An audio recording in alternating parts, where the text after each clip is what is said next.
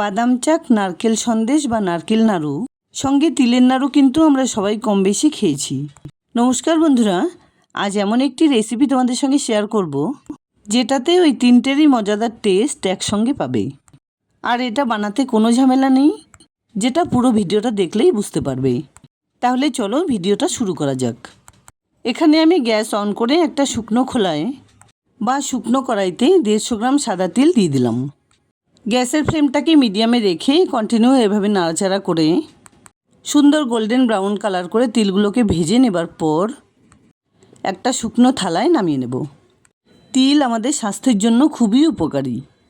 এটা যেমন হাড়ের জন্য খুব ভালো, তেমনি বিভিন্ন রকম পুষ্টিগুণে সাহায্য করে, হজম শক্তি বাড়ায়, ডায়াবেটিস বা হার্টের পেশেন্টদের জন্য খুবই ভালো।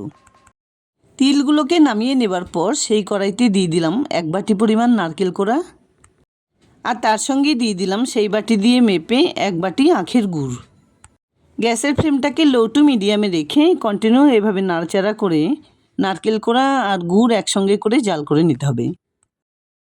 নারকেল সন্দেশ বা নারকেলের নাড়ু বা তিলের তক্তি বা তিলের নাড়ু বা বাদাম চাক তো আমরা সবসময় খেয়ে থাকি। এই প্রসেসটা কিন্তু একদম নতুন। 3-4 মিনিট ধরে এভাবে নারকেল আর গুড় জাল করে নেবার পর মিশিয়ে দিলাম 1 বাটি রোস্টেড বা ভাজা বাদাম আর সঙ্গে ভেজে নেওয়া তিল। এবার কন্টিনিউ নাড়াচাড়া করে সব কিছু একসঙ্গে করে আরেকটু এটাকে পাকিয়ে নিতে হবে। এই রেসিপিটি বানানোর আগে নারকেল, তিল, বাদাম সব কিছু একসঙ্গেই ছিল ঘরে, তাই হঠাৎ করে মাথায় কুবুদ্ধি খেলে গেল। কন্টিনিউ নাড়াচাড়া করে আরও 3-4 মিনিট ধরে জাল করে নেবার পর 1 টেবিল চামচ ঘি মিশিয়ে দিলাম। এতে করে খুব সুন্দর একটা ফ্লেভার আসবে। আগে থেকেই কিচেন ফ্লোরে আমি একটু ঘি ব্রাশ করে রেখেছিলাম। পাকটা এরকম একটু টাইট হয়ে এলে এটাকে নামিয়ে এভাবে কিছুক্ষণ ছড়িয়ে রাখতে হবে। আমি এই রেসিপিটি গুড় দিয়ে বানিয়ে দেখালাম।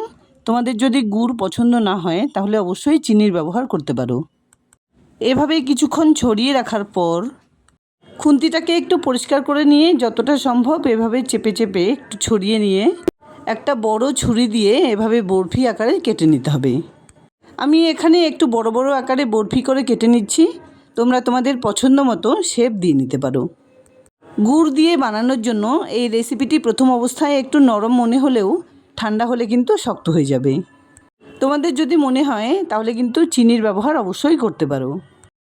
বাদাম থাকার কারণে বরফিগুলো প্রথম অবস্থায় একটু এবড়ো খেবড়ো থাকলে হাত দিয়ে এভাবে একটু চেপে চেপে সেট করে নিলে কিন্তু খুব সুন্দর লাগবে দেখতে। যাই হোক, নারকেল, বাদাম আর তিলের খুব সুন্দর মজাদার বরফি রেসিপি কিন্তু একদম রেডি।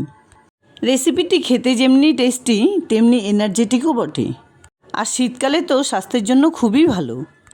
ভালো লাগলে লাইক, শেয়ার, কমেন্টস করতে ভুলবে না প্লিজ। আর এরকম নিত্য নতুন রেসিপি দেখার জন্য প্লিজ চ্যানেলটাকে সাবস্ক্রাইব করে পাশে থাকা বেল আইকনটা অল করে দিও। দেখা হচ্ছে নতুন কোনো রেসিপি নিয়ে। ভালো থেকো, ধন্যবাদ।